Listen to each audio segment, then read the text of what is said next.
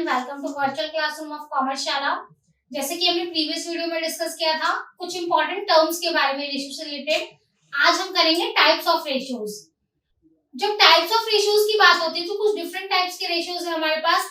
एक तो हमारे पास इनवर्स रेशियो और एक होता है हमारे पास कंपाउंड रेशियो।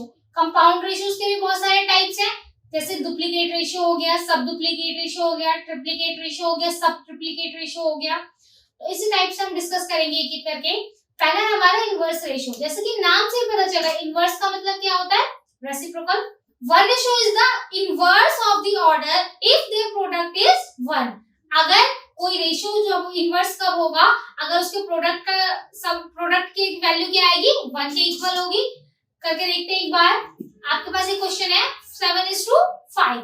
अब इसका अगर 7:5 है, एंटीसीडेंट क्या होगा? 7, कंसीक्वेंट क्या होगा? 5। तो अगर आप इसका रेसिप्रोकल करते हैं, इसका इनवर्स रेशियो निकालते हैं तो क्या वैल्यू आएगी? 5:7। अब ये चेक कर लीजिए क्या प्रोडक्ट 1 आएगा। तो 7:5 क्या है आपका? ए और बी की टर्म में लेकर 7:5 को आप क्या लिख सकते हैं? 7/5। इसका इनवर्स रेशियो क्या आया? 5:7 मल्टीप्लाई बाय 5:7 को क्या लिख सकते हैं? 5/7। अगर आप 7 को 5 से मल्टीप्लाई करेंगे तो वैल्यू क्या आएगी? 35। वैसे अगर 5 को 7 से मल्टीप्लाई करेंगे तो वैल्यू फिर भी क्या आएगी? 35। तो 35/35 वैल्यू क्या आनी है हमारी? 1। तो आया ना प्रोडक्ट 1। यही तो था इनवर्स रेशियो। अब है एक हमारा ग्रेटर इनइक्वालिटी रेशियो और एक हमारा है lesser inequality ratio. Greater inequality ratio क्या होता है? The ratio A is to B will be greater inequality if A is greater than B। मतलब A is to B greater inequality ratio कब होगा? जब हमारा A जो है बड़ा होगा B से, यानी कि एंटीसीडेंट क्या होगा? कंसीक्वेंट से बड़ा होगा। सेम अपोजिट है आपका lesser inequality ratio. The ratio A is to B will be of lesser inequality if A is less than B। ठीक है, अगर A छोटा है, एंटीसीडेंट छोटा है आपका कंसीक्वेंट से, तो वो क्या होगा? आपका लेसर इनइक्वालिटी रेशियो होगा। एग्जांपल ले लेते हैं। एक एग्जांपल है आपके पास 7:5। अब 7:5 में कौन सी टर्म पड़ी है हमारी? एंटीसीडेंट पड़ी है। तो ये कौन सा रेशियो हुआ हमारा? जब आपका एंटीसीडेंट बड़ा होगा तो वो क्या होगा? आपका ग्रेटर इनइक्वालिटी रेशियो। और एंटीसीडेंट छोटा होगा तो क्या वैल्यू होगी आपकी? कौन सा रेशियो होगा? वो आपका लेसर इनइक्वालिटी रेशियो। देख लेते हैं एक और एग्जांपल। 8:9। बताइए क्या होगी इसकी वैल्यू? कौन सा रेशियो है ये आपका? 8:9 में कौन सी टर्म बड़ी है हमारी? कंसीक्वेंट बड़ा है, तो ये कौन सा रेशियो होगा हमारा? Lesser inequality ratio. अब एक क्वेश्चन आपके लिए, आप मुझे बताइए द रेशियो ऑफ 8:15 इज क्या होगा? 8:15 क्या है हमारा? ग्रेटर इनइक्वालिटी रेशियो है, लेसर इनइक्वालिटी रेशियो है, या फिर 1 है, या फिर नन ऑफ दीज है? आंसर आप कमेंट में बताएंगे। सेम एक और क्वेश्चन आपके लिए है कि 10:5। 10:5 क्या होगा आपका? ग्रेटर इनइक्वालिटी रेशियो होगा, लेसर इनइक्वालिटी रेशियो होगा, या इसकी वैल्यू भी 1 होगी, या नन ऑफ दीज? आंसर आप कमेंट में देंगे। आगे कंटिन्यू करते हैं हम। नेक्स्ट रेशियो है हमारा कंपाउंड रेशियो।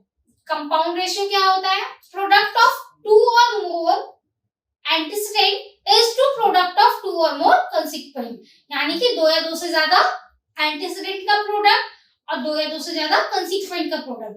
जैसे कि पता डेफिनेशन से ही पता चल रहा है इसकी कि क्या होगा इसमें। 2 या 2 से ज्यादा रेशियोज होंगी हमारे पास, उनमें क्या होगा? जब 2 या 2 से ज्यादा रेशियो होगी तो 2 या 3 हमारे पास क्या होंगे? एंटीसीडेंट भी होंगे, और 2 या 3 हमारे पास क्या होंगे? कंसीक्वेंट भी होंगे। उनका ही प्रोडक्ट तो है, उनको ही तो सॉल्व करके हम वैल्यू निकालेंगे। वो जो वैल्यू होगी हमारी वो क्या होगा? कंपाउंड रेशियो होगा। जैसे कि करके देखते हैं। एग्जांपल है आपके पास 5:6 है, और एक है आपके पास 7:8, और एक है आपके पास 9:10। आपको बताना है कि कंपाउंड रेशियो क्या होगा। 5:6 को हम क्या लिख सकते हैं? 5/6। 7:8 को क्या लिख सकते हैं? 7/8। और 9:10 को क्या लिख सकते हैं? 9/10।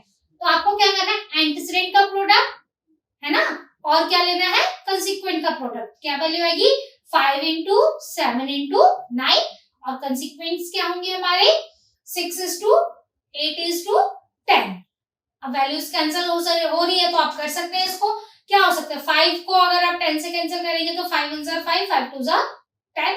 और यहाँ 3 और 9 को भी कैंसिल कर सकते हैं आप, या 3 और 9 को कैंसिल करेंगे तो वैल्यू क्या आएगी हमारे पास? 3 2 जार 6 और 3 3 जार 9। प्रोडक्ट निकाल लीजिए।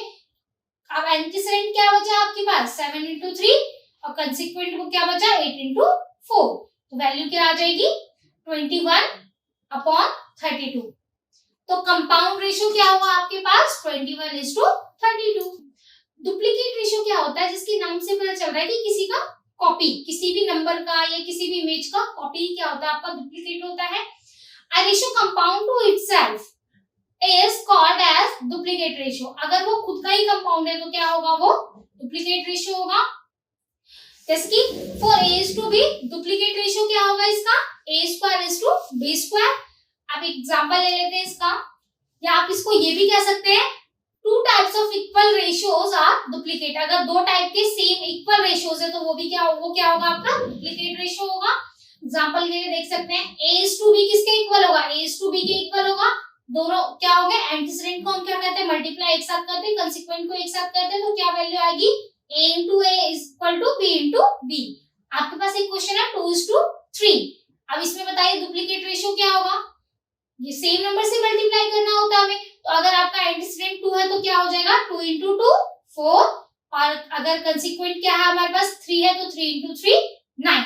आप इसको डायरेक्ट स्क्वायर्स भी कर सकते हैं, इसके आपके पास 2:3 था ना, उसका डुप्लीकेट निकालो, डायरेक्ट आप क्या कर सकते हैं एंटीसीडेंट का स्क्वायर और कंसीक्वेंट का स्क्वायर, तो वैल्यूज क्या आ जाएंगी 2 का स्क्वायर 4, 3 का स्क्वायर 9। नेक्स्ट हमारा सब डुप्लीकेट रेशियो। सब डुप्लीकेट रेशियो क्या होता है, the sub duplicate ratio of A is to B is square root of A is to square root of B। यानी कि आप ये कह सकते हैं तो square roots of a given ratio, जो भी रेशियो दिया होगा आपके पास, आपको क्या करना है उसको स्क्वायर रूट निकालना है। A is to B का क्या होगा, A का क्या हो जाएगा square root of A, B का क्या हो जाएगा आपका square root of B। Value है आपके पास 4:9।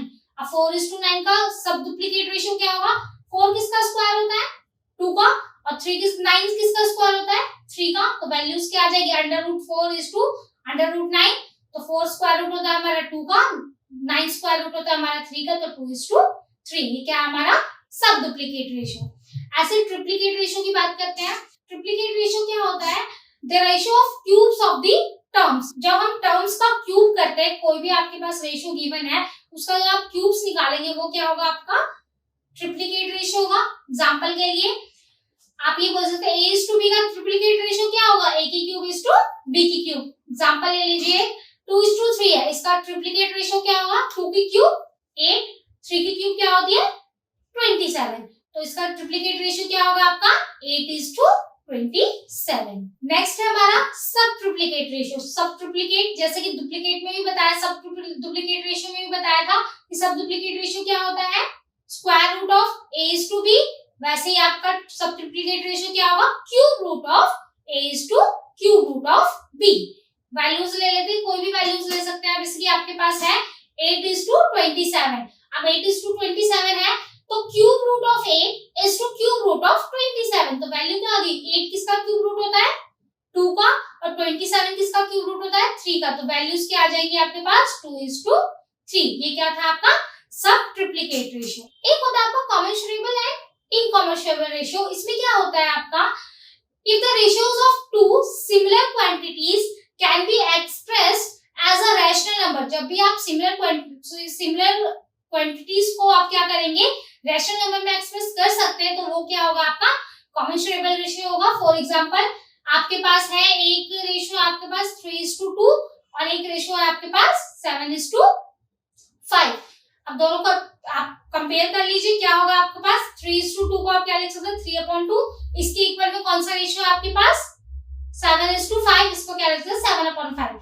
जब इक्वल टू में है तो हम क्या करेंगे क्रॉस मल्टीप्लाई, तो वैल्यूज क्या आ जाएंगी आपके पास 3 into 5 15, 7 into 2 14, तो इसका रेशियो क्या आ गया 15:14। ये कौन सा रेशियो हुआ हमारा commensurable ratio. If the ratio of two similar quantities is an irrational, जब वो क्या होगा इरेशनल नंबर होगा तो ये कौन सा रेशियो होगा आपका इनकमेंसुरेबल रेशियो होगा। या आप ये कह सकते हैं if the ratio of two similar quantities is an irrational number then they are incommensurable ratio। Example ले लीजिए, जैसे कि 2√3 है आपका 2√3 is to 3√2, या फिर 2√3 is to 3√5, या सिंगल एक रेशियो भी ले सकते हैं आप 3:√2। ये सारे ही क्या है आपके एग्जाम्पल, इनकमेंसुरेबल रेशियो के एग्जाम्पल्स हैं ये। एंड लास्ट है हमारा कंटिन्यू रेशियो। कंटिन्यू रेशियो क्या होता है आपका, comparison between 3 or more quantities of the same kind, यानी कि सेम काइंड की अगर 3 या मोर क्वांटिटीज हैं तो वो क्या होगा आपका कंटिन्यू रेशियो होगा। एग्जांपल ले सकते हैं आप। अब जैसे कि कंटिन्यू रेशियो का एग्जांपल क्या हो सकता है, A:B C, 3 रेशियो कंटिन्यू चल रहे हैं आपके, तो ये क्या होगा आपका कंटिन्यू रेशियो होगा। एक एग्जांपल ले लेते हैं, the angle of a triangle are in ratio 2:7:11। अब आपको क्या करना है, एंगल्स फाइंड आउट करने, कितने डिग्री का एंगल बन रहा है। तो आपका रेशियो क्या है 2:7:11। लेट कर लीजिए आप रेशियोज को, तो let the angle of the triangles is equal to 2x, 7x, 11x। आप क्या करेंगे, x लेट कर लेंगे। हमें पता है सम ऑफ ट्रायंगल क्या होता है, ट्रायंगल के तीनों एंगल्स का सम क्या होता है 180 डिग्री होता है। आप वैल्यू फाइंड आउट कर लीजिए, 2x plus 7x plus 11x किसके इक्वल होना चाहिए, 180 डिग्री के इक्वल होना चाहिए। तो क्या हो जाएगा, इन तीनों का सम क्या होगा हमारा 20x is equal to 180 degree. तो x की वैल्यू क्या आ जाएगी 180/20, तो वैल्यू क्या आ गई हमारे पास 9। अब जब 9 डिग्री वैल्यू आ गई हमारी, तो आप इसका वैल्यू निकाल सकते हैं यहाँ से 2। पहला क्या था हमारा 2x था, सेकंड एंगल क्या था 7x था, थर्ड क्या था हमारा 11x। अब मल्टीप्लाई कर लीजिए, 2 into 9 क्या हो जाएगा आपका 18 डिग्री, 7 into 9 क्या हो जाएगा आपका 53 डिग्री, और 11 into 9 क्या हो जाएगा आपका 99 डिग्री। तो तीनों एंगल्स क्या होंगे आपके पास 18 डिग्री, 53 डिग्री एंड 99 डिग्री। मिलते हैं नेक्स्ट वीडियो में, रेशियो के कुछ इंपॉर्टेंट क्वेश्चंस को डिस्कस करेंगे हम। तब तक के लिए अगर वीडियो पसंद आए तो लाइक शेयर एंड सब्सक्राइब जरूर करें।